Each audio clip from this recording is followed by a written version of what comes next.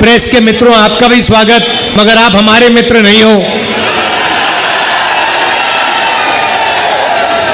कहना पड़ता है, मगर आप ना छोटे व्यापारियों के मित्र हो, ना युवाओं के मित्र हो, ना किसानों के हो, ना मजदूरों के हो। आप अदानी जी के, मोदी जी के मित्र हो।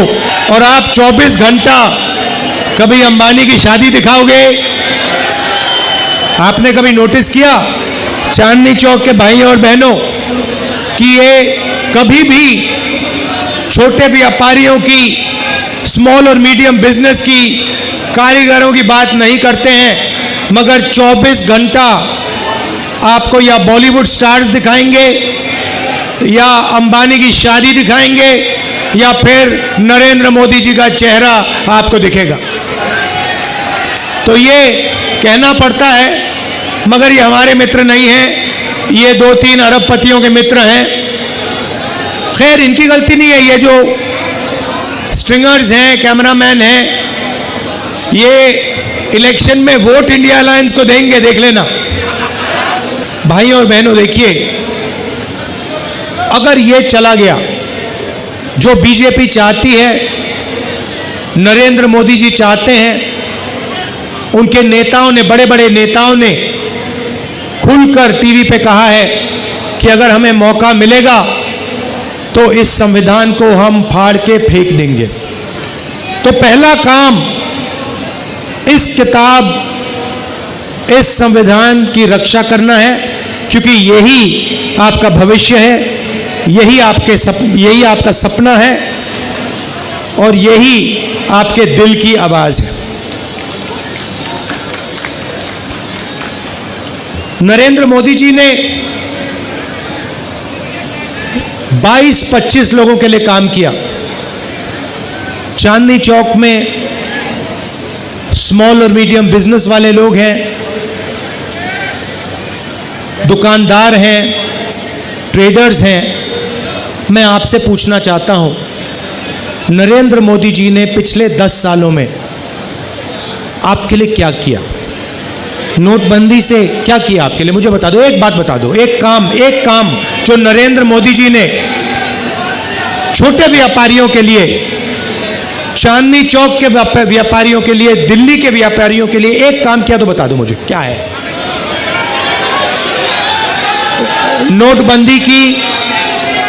नोटबंदी की, उससे आपको नुकसान हुआ, आपका कैश फ्लो खत्म हुआ और हजारों बिजनेस बंद हो गए।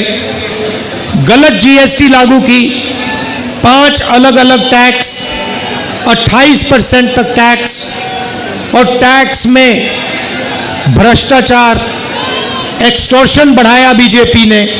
तो मैं आपसे पूछना चाहता हूं, मुझे आप बताओ, कौन सा काम नरेंद्र मोदी ने आपके लिए किया हो? अब भाइयों और बहनों, छोटे व्यापारियों का उन्होंने 1 रुपया माफ नहीं किया, किसानों का 1 रुपया माफ नहीं किया, मजदूरों को 1 रुपया नहीं दिया, मगर अदानी का, अंबानी का, ऐसे बड़े बड़े अरबपतियों का 16 लाख करोड़ रुपया इन्होंने कर्जा माफ किया है। आप सोचिए, 16 लाख करोड़ रुपया, मतलब 24 साल का मनरेगा का पैसा, या जितना हमने किसानों का कर्जा माफ किया था, अगर आप उसको 24 बार करो, उतना पैसा नरेंद्र मोदी जी ने अदानी और अंबानी जैसे अरबपतियों को दिया है। रेलवेज को प्राइवेटाइज कर रहे हैं, सारी पब्लिक सेक्टर यूनिट्स को एक के बाद एक प्राइवेटाइज कर रहे हैं।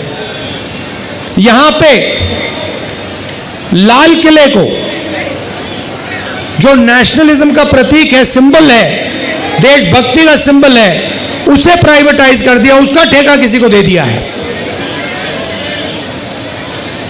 तो पूरा का पूरा काम 22-25 लोगों के लिए हो रहा है। इंटरव्यू में नरेंद्र मोदी के आपने इंटरव्यू देखे होंगे, उनके 4-5 वो जर्नलिस्ट हैं, उनके चमचे, उनके साथ इंटरव्यू देखा आपने? देखा ना? वो स्क्रिप्टेड सवाल होता है, मोदी जी आप आम कैसे खाते हो, मोदी जी आप ये कैसे करते हो। अब गलती से क्या हुआ, वो स्क्रिप्टेड वाले इंटरव्यू में एक पत्रकार ने पूछ लिया, मोदी जी एक बड़ा एकेडमिक है, उसने कहा है कि हिंदुस्तान में अमीर अमीर होते जा रहे हैं और गरीब गरीब होते जा रहे हैं, इसके बारे में आप क्या सोचते हो। और नरेंद्र मोदी का जवाब आता है, क्या मैं सबको गरीब कर दूं। मतलब सोच देखिए, आपसे कोई नहीं कह रहा है कि आपको सबको गरीब करना चाहिए। सवाल यह है नरेंद्र मोदी जी, और आपके पत्रकार ने आपसे पूछा है कि हिंदुस्तान में 20-25 अरबपति अमीर होते जा रहे हैं और गरीब गरीब होते जा रहे हैं। यह है सवाल। भाइयों और बहनों, 30-35 इंटरव्यू दिए हैं, वही 5-10 जर्नलिस्ट, 2-3 इंटेलेक्चुअल्स ने, पत्रकारों ने मुझे चिट्ठी लिखी, पब्लिक अनाउंसमेंट किया और नरेंद्र मोदी जी को चिट्ठी लिखी और कहा कि नरेंद्र मोदी जी, लोकतंत्र में डिबेट होना चाहिए, डिबेट जरूरी है, आपको राहुल गांधी के साथ डिबेट करना चाहिए। जो आपके विचार हैं आप रखिए और जो राहुल गांधी के विचार हैं वो भी रखेगा। सही बात है ना? मैं तैयार हूं कहीं भी किसी टाइम भी नरेंद्र मोदी डिबेट करें मेरे साथ। आपको क्या लगता है नरेंद्र मोदी डिबेट करने आएंगे? नहीं आ सकते हैं, क्योंकि मैं आपको बताता हूं क्या होगा। सीधी सी बात है, नरेंद्र मोदी जी आएंगे, पहला सवाल मैं उनसे पूछूंगा, नरेंद्र मोदी जी आप मुझे बताइए, ये अदानी जी जो हैं इनका आपके साथ क्या रिश्ता है?